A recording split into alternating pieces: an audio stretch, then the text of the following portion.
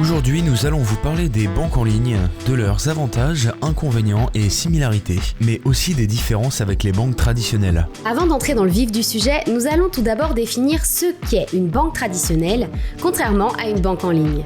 Les banques traditionnelles sont les banques que vous connaissez tous, comme le Crédit Agricole ou encore la Caisse d'épargne. Elles possèdent des agences sur tout le territoire français dans lequel des banquiers vous reçoivent pour vous conseiller et vous accompagner dans la gestion de votre compte en banque. Au contraire, les banques en ligne offrent un service complètement dématérialisé. Tout se passe en ligne et sans conseiller. À noter toutefois une légère différence entre les banques en ligne comme Hello Bank et les néobanques comme N26 par exemple. En effet, les banques en ligne ressemblent en tout point aux banques traditionnelles et proposent les mêmes offres que celles-ci, mis à part la présence d'un banquier et d'une agence, là où les néobanques, qui n'ont pas exactement le même statut juridique, proposent moins de services que ces derniers, notamment pas de dépassement bancaire possible ou encore pas d'émission de chèques. Les banques en ligne ne sont pas indépendantes et la grande majorité d'entre elles ont été rachetées par des banques traditionnelles. Cela permet parfois certains avantages dont nous parlerons un peu plus tard dans la vidéo.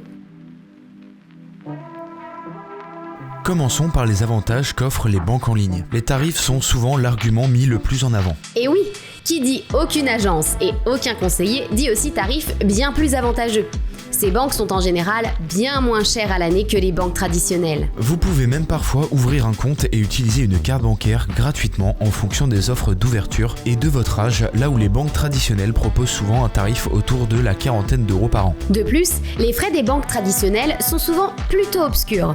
On ne sait pas exactement ce qu'on paie, ni pourquoi, et il n'est pas rare de se retrouver avec des frais inconnus et non voulus, là où les banques en ligne permettent une totale maîtrise des dépenses. D'ailleurs, si d'aventure il vous arrive un petit pépin avec votre compte en banque traditionnelle, votre conseiller ne pourra vous répondre que du mardi matin jusqu'au samedi midi. Et oui, les agences ont des horaires d'ouverture, ce qui est bien normal en un sens, là où les banques en ligne vous proposent souvent une amplitude horaire plus conséquente. Et c'est vrai que ça peut servir de pouvoir appeler à l'aide un dimanche après-midi. Un autre avantage très intéressant est le suivi de budget sur les banques en ligne. En effet, ces dernières permettent un suivi simplifié et parfois même plus avantageux.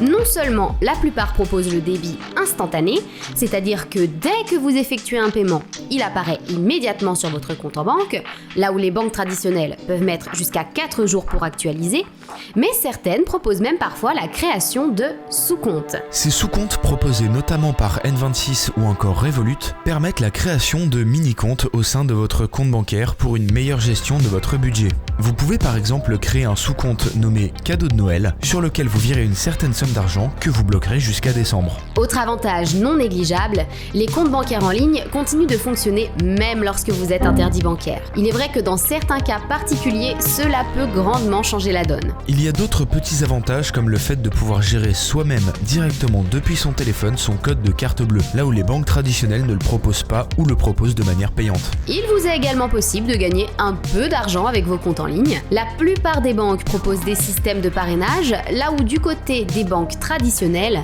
seul BNP Paribas a une offre similaire. Il existe également le système de cashback pris en charge par certaines banques en ligne. Cela vous permet de récolter de l'argent quand vous effectuez des achats chez des partenaires. Du côté des banques traditionnelles, seule LCL propose une offre de cashback, mais celle-ci est payante. En conclusion, les banques en ligne permettent souvent une meilleure gestion de son budget à moindre coût, avec de gros avantages comme la transparence des frais ou encore la possibilité de continuer d'utiliser son compte, même en étant interdit bancaire. Cependant, ce qui est un avantage pour certains peut être un inconvénient pour d'autres. En effet, comme dit un peu plus tôt, les banques en ligne ne proposent pas de conseiller attitré. Vous avez la possibilité d'utiliser un chat ou de contacter la banque par mail, mais le suivi n'est pas personnalisé. Cela pourrait en freiner certains qui se sentent plus à l'aise avec un contact humain qui connaît votre dossier. A noter que les comptes premium proposent souvent un service téléphonique en plus du service de base de chat et de mail. De plus, certaines banques en ligne demandent un revenu mensuel minimum avant l'ouverture d'un compte, là où les banques traditionnelles ne chercheront pas bien loin avant de vous accepter chez elles. Cependant, les banques principales telles que Hello Bank ou N26 ne le demandent pas. Le reste des inconvénients concerne uniquement les néobanques, comme N26 ou Revolut par exemple. En effet, ces établissements n'étant pas des banques à proprement parler, ceux-ci ne peuvent pas proposer la même gamme de services. Vous ne pourrez pas, par exemple, obtenir d'assurance auprès des néobanques, ni ouvrir de livret d'épargne comme un livret A. De plus, ces dernières ont souvent un nombre de retraits limité, ne proposent pas de chéquier et ne peuvent pas recevoir de chèques et d'espèces. Il faut également faire attention aux empreintes bancaires. Prenons l'exemple de la station essence. Vous mettez votre carte dans le lecteur, entrez votre code, retirez votre carte, puis faites le plein. Chez une banque, vous verrez le débit de votre plein. Mais chez une néobanque, il est possible de voir s'afficher ce qu'on appelle l'empreinte bancaire. L'empreinte bancaire, c'est ce qui permet aux commerçants, ici la station d'essence, de vérifier que vous avez bien la somme requise pour votre achat. Les stations vérifient en général que vous avez au minimum 130 €. Le problème, c'est que les néobanques ne permettent pas les découverts bancaires. Donc même si vous souhaitez mettre seulement 40 € d'essence, votre carte ne vous le permettra que si vous avez 130 € ou plus sur votre compte. Le dépôt d'espèces et de chèques est également compliqué, voire tout bonnement impossible, là où les banques en ligne le permettent grâce au partenariat avec les banques traditionnelles. Par exemple, Hello Bank propose ce service via BNP Paribas. De plus, la plupart des néobanques, tout du moins les plus connues comme Revolut et N26, sont des banques domiciliées à l'étranger. Il faut faire attention sur ce point puisque la France nous demande systématiquement de déclarer tout compte ouvert à l'étranger lors de nos déclarations d'impôts. Et la démarche peut parfois sembler quelque peu fastidieuse. Et pour terminer, il faut également souligner le fait que la plupart des néobanques ne proposent pas de compte aux mineurs. En conclusion, les inconvénients concernent particulièrement les néobanques, qui ne permettent pas d'obtenir les mêmes services que les banques en ligne ou traditionnelles, comme les assurances, les livrets d'épargne, les chéquiers ou encore le dépôt d'espèces. Il y a également cette histoire d'empreinte bancaire qui peut paraître compliquée à gérer. Du côté de l'absence de conseiller, tout dépend des besoins de chacun.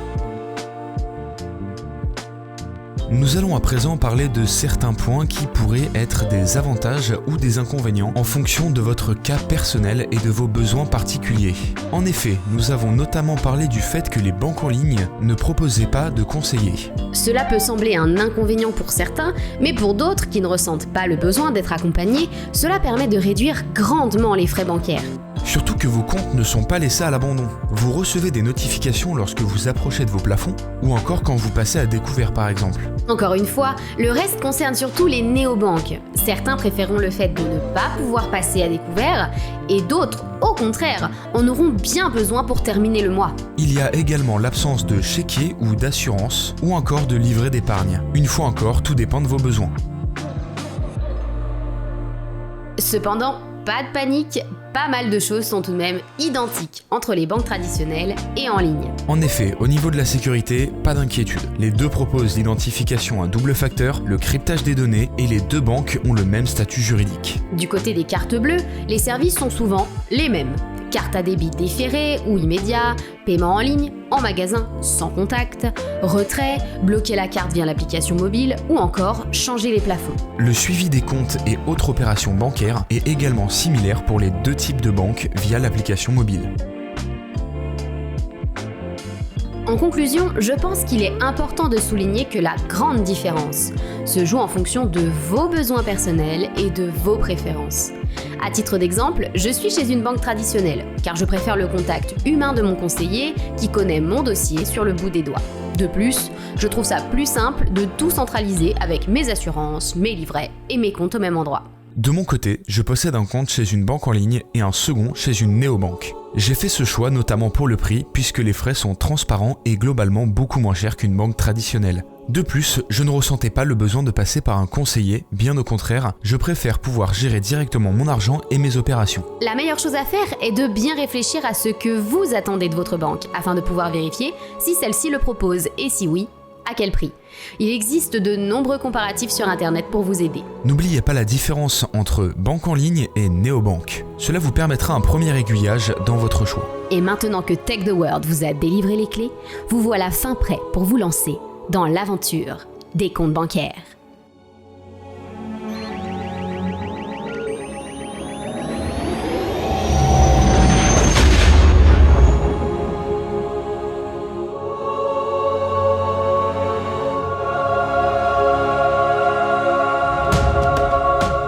Tech the World tient à remercier tout particulièrement Livasana pour son soutien sur notre Tipeee.